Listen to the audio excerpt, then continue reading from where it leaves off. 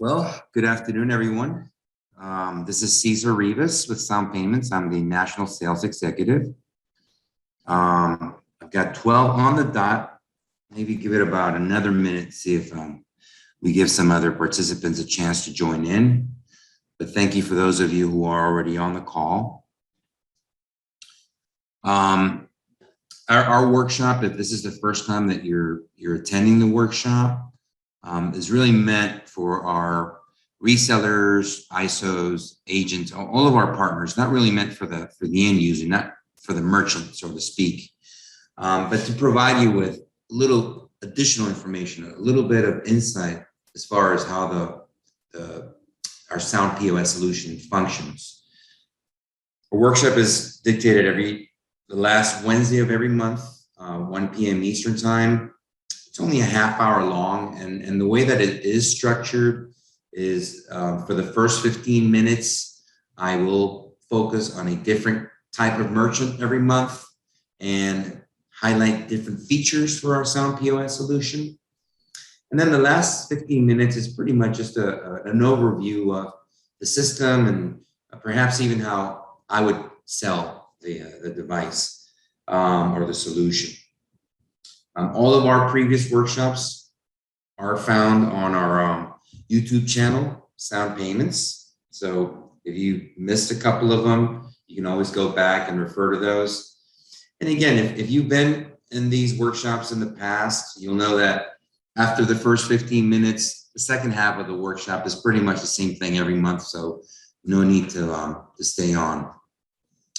Really, the idea of our solutions is to empower you, the reseller or the ISO, to provide your customers with a solution that it is innovative, it has the latest technology at a very competitive price. And it is a solution that continues to evolve. We continue to have our team of developers work to add new features and adapt to what's going on in the market. I think merchant services has changed a lot in the last 10, 20, 30 years from what it used to be. So we want to make sure that we're able to provide solutions with the latest needs of our merchants, okay? All right, so start off today with the merchant type. I've always, whenever I've done a demo on these units, on this solution, I always start off by emphasizing that our solution is not meant for a full service restaurant because it's missing a couple of critical components. Your ability to integrate reservations, I think, is really important for most full service restaurants. The ability to create a dining room layout so that tables are assigned accordingly. And then also the ability to run tabs so that the server or the establishment can verify that a credit card is valid. So those three components, we really don't have a plan to add them. So it's really, the Sound POS solution is really never going to be appropriate for a full service restaurant. But with that being said, there are other food services in the food industry for which it is definitely applicable. For example, today's merchant will be a food truck. So any type of quick serve food establishment, like a food truck, obviously a fast food place, a pizza place, a sub shop, even storefront food establishments such as an ice cream shop. Those are definitely appropriate for this POS system, okay? So today we're going to be working on the food truck environment and show you some features around modifiers, okay? The first thing, before we get into the actual features, just want to mention that our system does support network printers, okay? Now, when I say network printers, it's because the printers are to be attached not to the POS terminal, but rather to whatever network device is being utilized at that establishment, meaning a router or a network switch or something like that. And any network printer that utilizes the Epson printing protocols will function, okay? Make sure that you keep that in mind. What I always advise is whenever you attach a network printer to a network that our Sound POS solution is attached to, that you first test the printer utilizing a computer, okay? How does a POS connect to the internet in a food truck, 4G? Well, you can actually do, Wi-Fi if you get a router. You can do a mobile hotspot.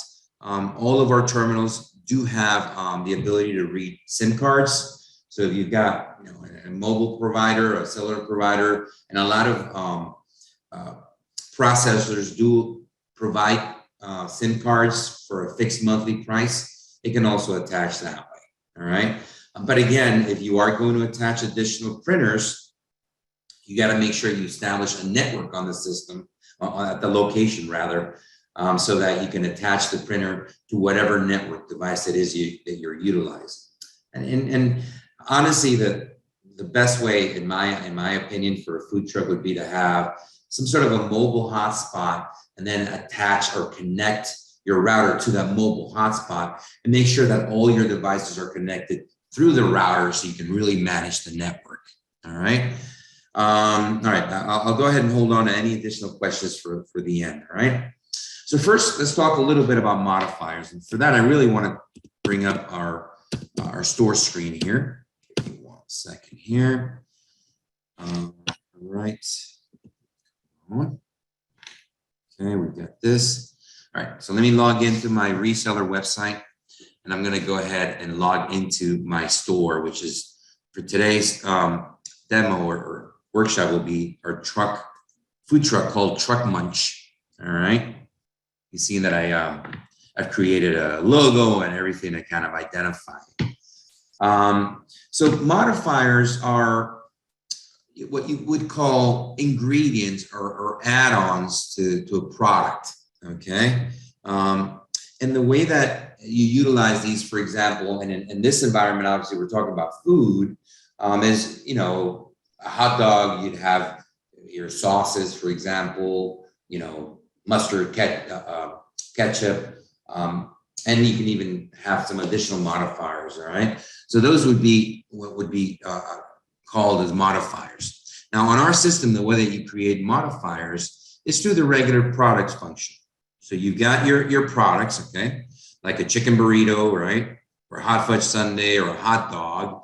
And then you got all of these modifiers like, and I'll explain to you a little more about how these can impact the actual product, all right? But if we go into the chicken burrito, which would be an example that I'll use today, you'll see that it'll actually have modifiers listed here. Now, and I'll explain the difference between a modifier and a modifier group in a moment, okay? So this way, as you're placing the order for the chicken burrito, then you can customize what ingredients you're going to add to that chicken burrito. That's really the function of the modifier. Now, to make it easier in the sense of organization, you want to maybe combine those different modifiers into groups. So for example, in the case of a chicken burrito, you may actually have, and let me show you that, you may actually have the ingredients that it comes with, okay? And then what I did is I created a modifier group with those ingredients. But the purpose for which I created the modifier group, since your kitchen is probably going to know what ingredients it comes with. So the reason why I created that group was to remove some of the ingredients that it already comes with. So as you can see, I created 4 different modifiers that say hold and whatever that ingredient is. So let's take a look at what that looks like inside the actual product.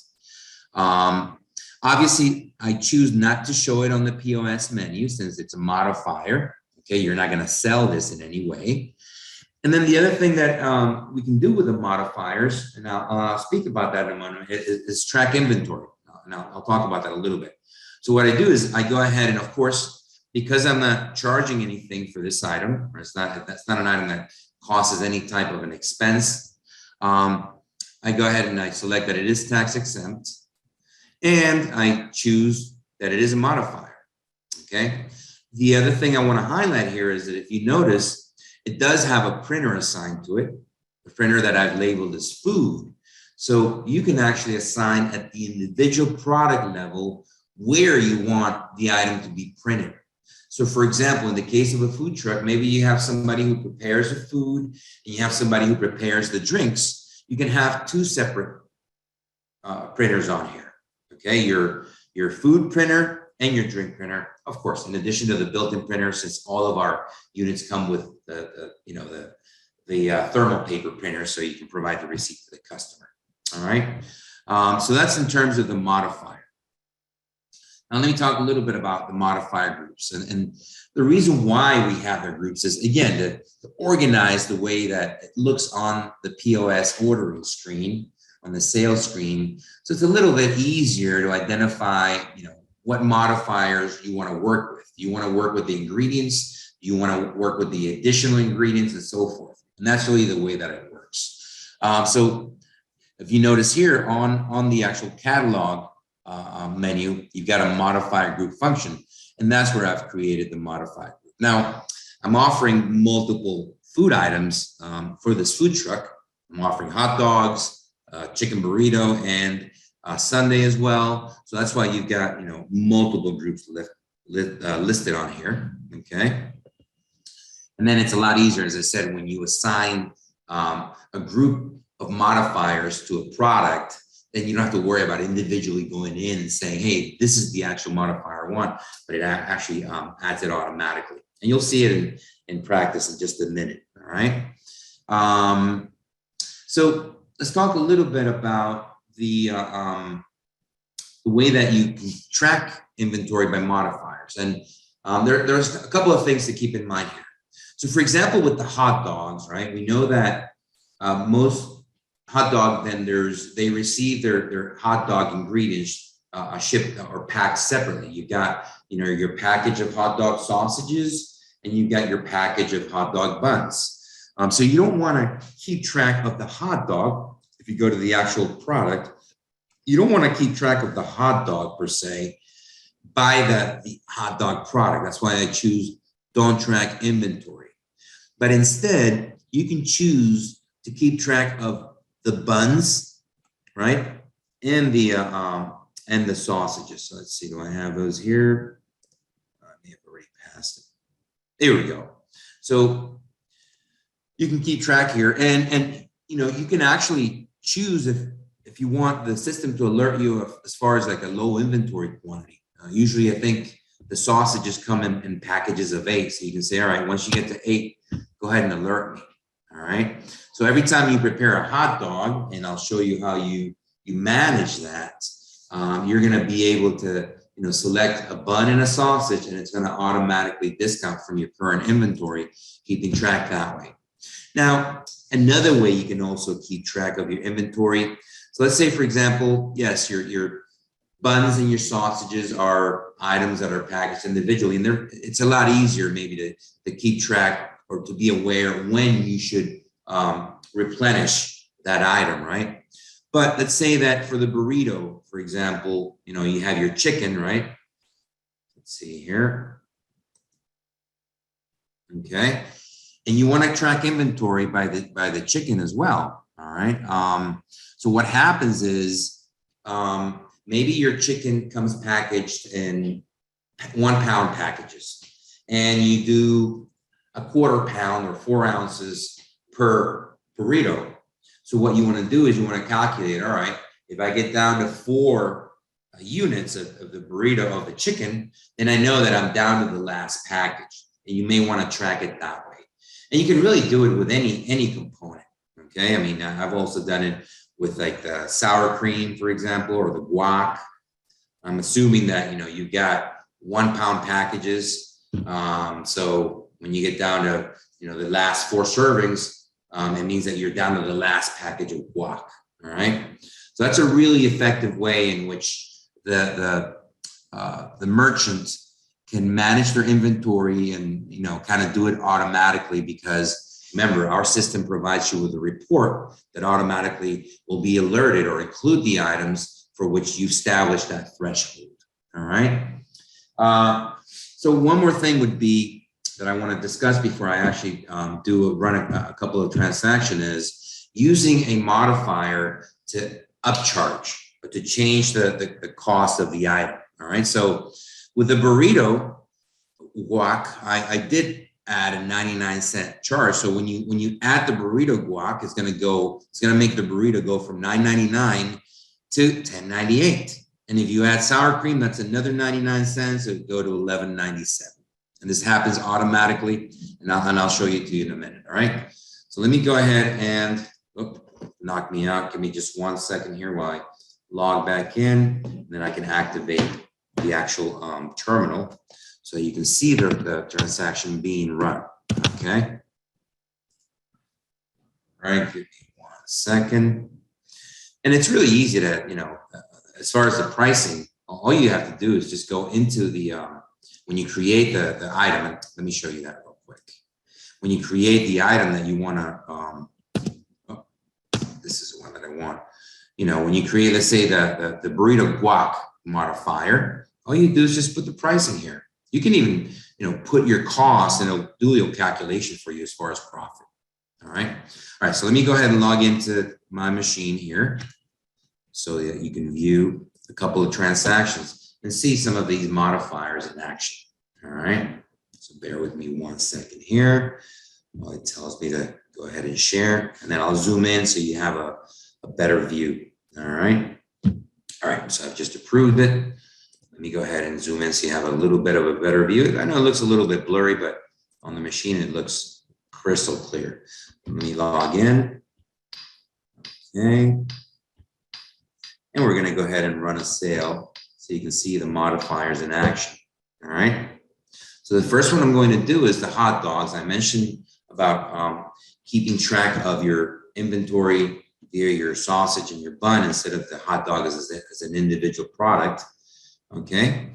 So give me 1 second. So once I choose hot dog, then you'll see the 3 groups that I've created for the hot dogs, right? These are the ingredients that it comes with. So if you want to hold any one of the ingredients, you can say no ketchup. You can also choose, for additional ingredients if you want, and even put some pricing on there. These are the additional toppings you can add. So you get toppings for which you can not impact the pricing, or toppings for which you do impact the pricing. Okay. And then as I mentioned, this is an effective way to keep track of the bun and the sausage. And you can choose for it to be preloaded if you want, or you can choose for you to go ahead and select each one. And once you submit it, I'm doing this on an A920, so I need to kind of switch screens over here. This is what it would look like. Okay. You've got your hot dog pricing, your additional chili, and all the toppings. Now you have a kitchen printer. What's going to print out in the kitchen printer is only this section of the receipt. It does not print the pricing on the kitchen printer. All right. Let's do one more example here. And I want to do the chicken burrito example. All right. So again, for the chicken burrito, I created 2 groups. Okay. These are the ingredients that it comes with. And again, you can create a group for additional, or even under here, you can just add or delete whatever you feel. So here is, I did it in the sense of holding any of the ingredients and then adding any of the burrito extras. So let's say, you know what, I don't want salsa that it comes with. Instead, I'd rather get some sour cream, and I'd rather get some guac. Okay. And now the way you're going to see this on the actual machine, you'll see that your burrito, right? I'm holding the salsa, and I'm adding sour cream and guac, and it'll add the pricing on there. All right. So that's pretty much it in a nutshell, how you can utilize modifiers to change the way that a product or a food item is going to be prepared, and also how you can impact the pricing for that item. All right. So before I switch to the second portion of the call, let me see. I've got one question here. Okay, I guess it's the same one. So as I said before, you can connect in multiple ways. I recommend, if you want, you can do you can do a cellular router, but remember, any network printer needs to be connected directly to that router. Okay. All right. So we're going to go ahead and move on to the second portion of the presentation, and this is, like I said before, more of a debrief or a summary of how I would present the solution, right? So first of all, talk a little bit about who we are and we always like to emphasize that we're not an ISO, a gateway, or a processor. We are only a technology solutions provider, okay?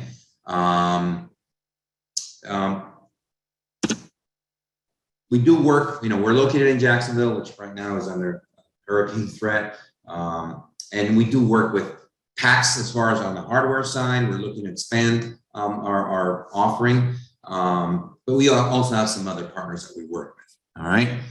I always like to highlight the primary features, which are your inventory, the ability to track inventory multiple ways or not track inventory at all.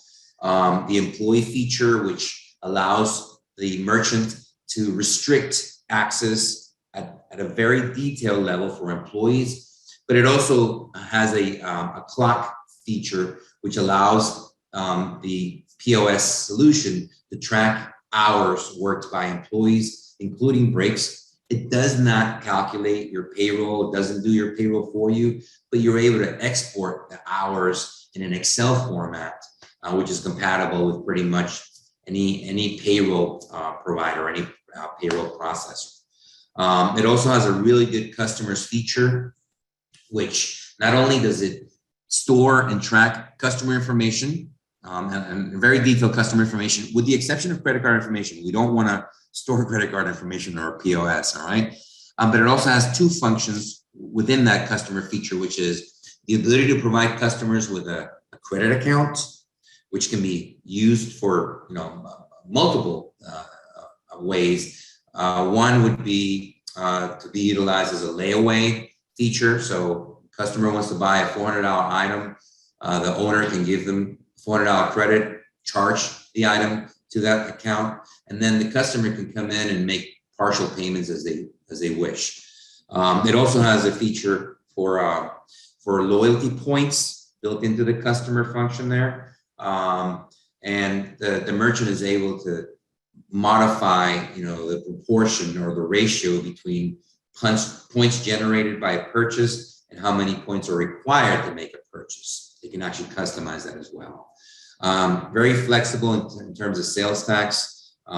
Customers able to choose 3 initial tax rates, and then they can combine those tax rates into different categories and even modify the tax rates within each category, choose what order they want them in. They can even select whether they want the previous tax amount to also be taxed with any additional tax amount. It is cloud-based, so you're able to access information remotely. And if you've got multiple terminals, they'll be able to synchronize with each other and update it constantly. As a matter of fact, not just terminals, but different locations. Because it is cloud-based, they'll be able to talk to each other. And one thing that's important to highlight is the fact that, if the terminal goes down for any reason, there's no need to reprogram the terminal. All you do is just assign it to your store again, and it'll download all the data, inventory, pricing, and all that stuff, all right? It has a broad range of reports, both on the actual POS terminal, but those reports are a little limited because, again, those terminals come with a thermal printer. But then on the web portal, you can actually print another range of reports, and you can export those reports in Excel. So you can filter and sort the data any which way you want. Then you can also export it in PDF format in case you want to send to somebody and make sure that the information is not modified in any way. And then it is a web-based portal that both the reseller and the merchants have access to. And because it's browser-based, there's no need to download any kind of an app or any software, and can be viewed on a computer, on a tablet, even on a cell phone, on a smartphone. Just for the smartphone, I've always recommended that you utilize Microsoft Edge in landscape mode so you can have full functionality, all right? We are processor agnostic, which means that we are certified with all major US payment processors. Your First Data, your TSYS, EPX, we're certified to work on those. Again, because it's cloud-based, the merchant has the ability to monitor remotely in real time. They can monitor pretty much on the web portal. they can do everything they would be able to do, almost everything they would be able to do on the terminal itself, with the exception of running a transaction and just a couple of other features.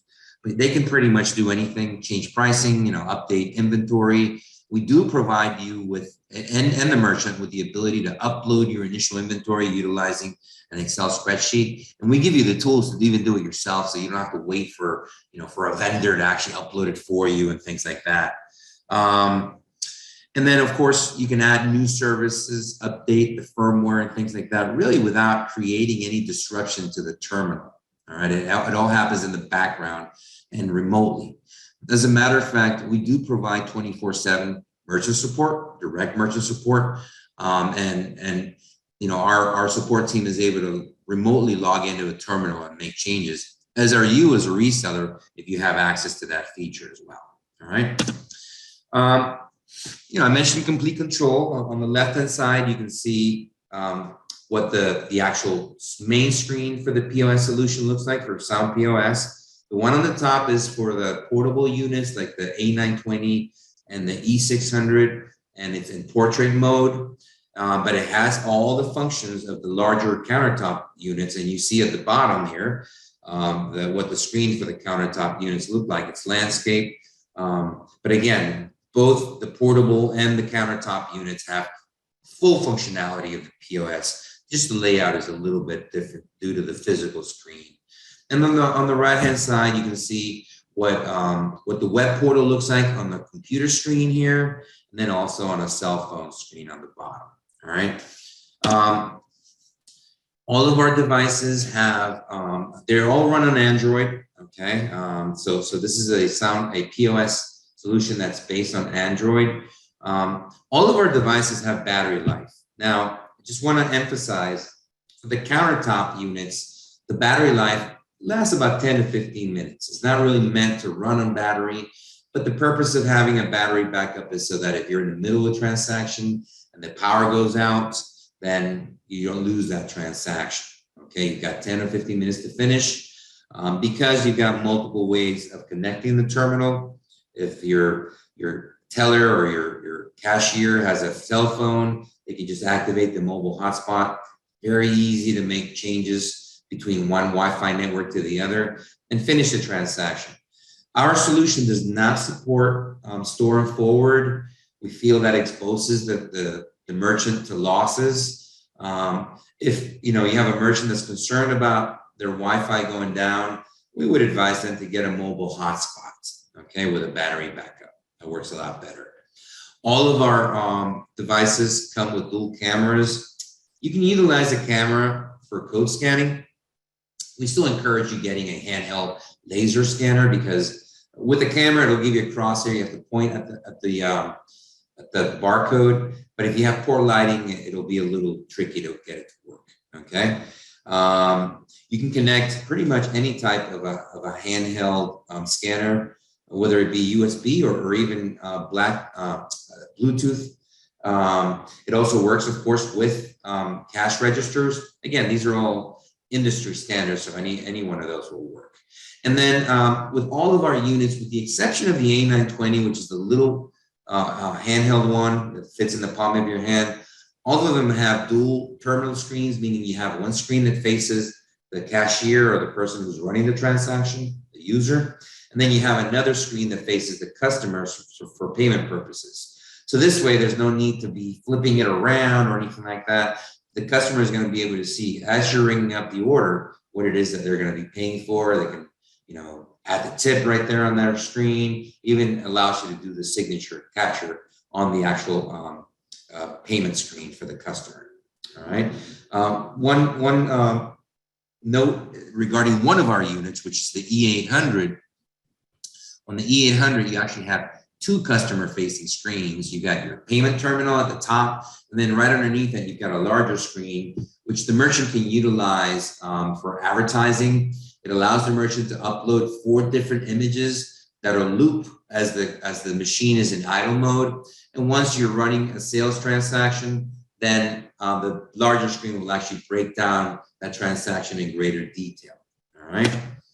As I mentioned, it is very flexible. in many, a broad range of applications, with the exception of a full service restaurant. I mentioned it is available for quick serve, fast food, storefront, things like that.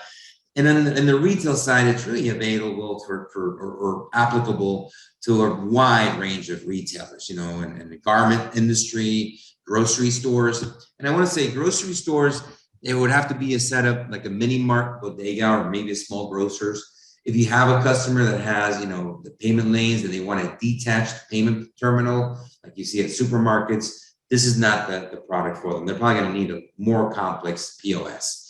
And then other retailers like hardware, tires, part of supply, things like that, it also works really well. All right. As I mentioned earlier, there are resources available to the resellers and also to the merchants. So they can rely on our 24/7 merchant supports. And if you've got a merchant that runs into something that's more complex, our level 1 support or our 24/7 support will go ahead and escalate automatically to level 2. We also have a website that's available, not for the merchant, but rather for you, for the reseller. It's called Sound Hub. It's got all kinds of articles and even some user guides on there. And again, you're able to update the firmware without any disruption to the machine itself. Our level 2 support is also available for our resellers, and we have an extremely experienced implementation team. All right.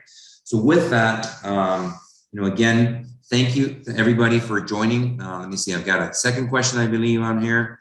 I have randomly 7 in hands. Am I able to obtain a demo account? Sure. Yeah. Just shoot me an email. All right. And we'll set you up on a demo account.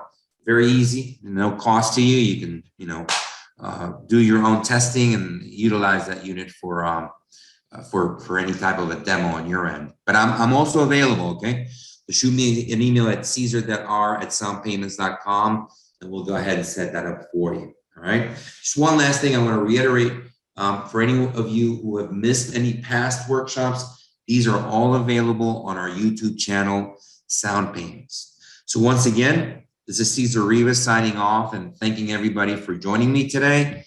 Hopefully this is going to be useful, but if you have any further questions, again, feel free to email me at the email that's on the screen. Thank you.